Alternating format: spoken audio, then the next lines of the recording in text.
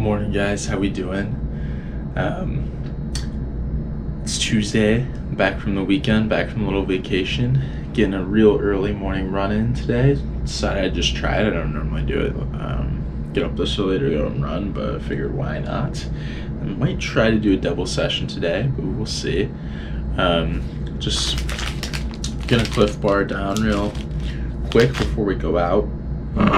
Got some tough bug bites from upstate. I don't know if you can see that or not, but I'm excited because I just ordered some new running socks, which I did get this pair and one other pair of toe socks this summer, but which have been great. But other than that, I haven't had any new ones in years. So those will be good to have, because I just realized like all my socks just have like holes in them and like they're just not cutting it. But yeah, I'm not gonna take the camera with me today because one, it's gonna be dark, so you won't be able to see anything anyway, and two, I'm just going to Central Park, and then I already showed you that last week. Even though Central Park is massive, I don't think you'll see that much that now. But I do have some footage from my physical therapy appointment yesterday, and they took some nice footage of me actually running on the treadmill, where they analyzed my cadence and stuff, because I'm just trying to figure out what's causing that little bit of runner's knee that I mentioned before. So I'm going to show you some of that instead and talk about that a little bit and what they told me. So hang in there. Hey everybody, so we're back here in the apartment, and like I said, I didn't take the camera with me today, so I don't have any video from this run, but it was pretty early, kind of at like pre-dawn/dawn time, so the lighting wouldn't have been great anyway. But maybe next time I go on an early run, because actually it was kind of nice to go to Central Park that early. I've definitely never done that before. I was running from like 5:30 to like 6:30, so there was nearly no one on the streets. Super easy to run there that early in the morning because there was like almost no traffic as well. And then once I was in the park, it was there was like plenty of space for me to like run with my mask down and not even worry about being around other people. So that was actually kind of sick, and I might try to do it again, especially since my classes are starting up again next week and I'm not gonna be able to stay up as late anyway.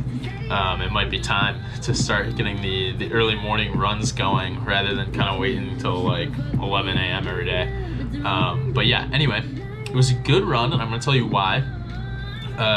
Because I mentioned this earlier, I went to the physical therapist yesterday, and they confirmed that my cadence, my strides per minute, so how many times I take a step per minute, is absolutely garbage. I'm exaggerating a little bit, but I knew it was slow for a long time, and yeah, they agreed with me. So, and I think that might be contributing to some of these symptoms that I'm having with like the knee pain that I'm getting early in my runs. And pretty much every run I have like a little bit of knee pain that I'll take ibuprofen for a lot of the times. And then also I have a little bit of carpenter syndrome from time to time, and that was really bad back in like April and maybe like early May. That was when it was really bad. And for the most part this summer, since I've come back to the city, it actually has been a non-issue, and I think that's mainly because I've been running slower than I was when back in April and May, running slower and longer distances, so I'm warming up more fully rather than going into like kind of a quicker speed right away. But I actually did experience some of that yesterday when I went for like a short 5-mile run before my physical therapy appointment, which was weird and unusual. So I think the slow strides per minute, it could actually be contributing to that too, because I take so few strides per minute, relatively speaking, which is about somewhere between 150 and 158. My watch, my Garmin, tells me that my strides per minute is usually anywhere from 148 to 151 on most of my runs. The physical therapist, when I was running on the treadmill, told me I was about 157. Maybe I was compensating while I was running there, but I really don't think I was. So either the watch is a little slow, or maybe they counted a little bit high, maybe they counted a little bit fast. Either way, it's somewhere in that range. which is too low because ideally you'd be at least 160 when you're actually fully running, and all the way up to 180. Some people even get up to like 200. I will definitely never be there, but not that it's like the end of the world to be running at such a slow cadence, but since I'm having these issues and since I'm having these symptoms, it could help if I were to bring the strides per minute up. And so that's what I'm going to try to do. That's what they recommended I try to do.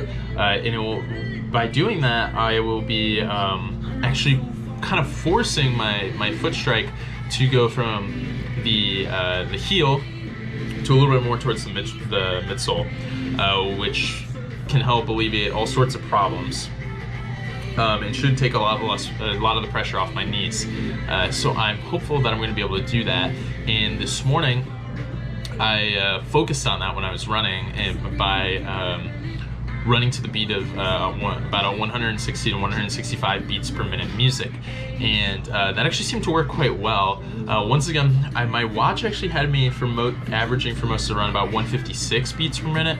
Some of that has to do with stopping for 1 or 2 red lights on the way to Central Park, but once I was in the park, it had me usually at 158 or 159, so slightly slower than I thought, because I was pretty sure I was running on beat with the music, but it's totally possible that, you know, over the course of a mile, I'm running like slightly slower than the music and could lose, you know, five paces per minute, or not even 5, 1 to 5 paces per minute. So who knows?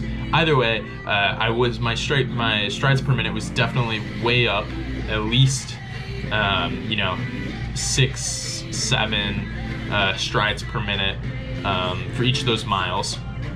And what comes with that, though, is that by increasing your strides per minute, you're generally going to increase your pace as well. The struggle is to try not to increase your pace too much to where you're just kind of like sprinting to increase your strides per minute. And I think I hit that pretty well, because although my pace today was definitely a little bit faster than I normally run on like a 7-mile run like I did today. It was like 7:55 average or something. But that was with like a 9:30 warm-up. So if you take that out, it's probably averaging around 7:40 or something like that. So that was a little fast, and it was definitely because I was trying to increase my strides per minute, but it wasn't as fast as it could have been. So for example, I looked way back at some of my runs from early June and May, when I did a couple of longer runs around the same distance at that sort of pace, at that under 8-minute pace. And my strides per minute might have been slightly faster than 150, but the highest I ever saw was about 154, and I was averaging 156, and that was with stopping, which I didn't have to deal with when I was back home. So because there's no traffic there's no lights. So I definitely increased my strides per minute a little bit more, and didn't only compensate by increasing my speed. So I'm really happy about that, and I'm going to try to keep working on that at all my runs this week. So we'll see how that goes, and yeah, that's the project. But I'm definitely learning a lot about about cadence, about the consequences of cadence. I'm gonna link the run down below, and I might even attach this nice little handy dandy handout they gave me with information about cadence. But yeah, that's it for today. And we'll try to get some footage of some actual running sometime later this week. So thanks for hanging in there with me, guys, and I'll talk to you soon.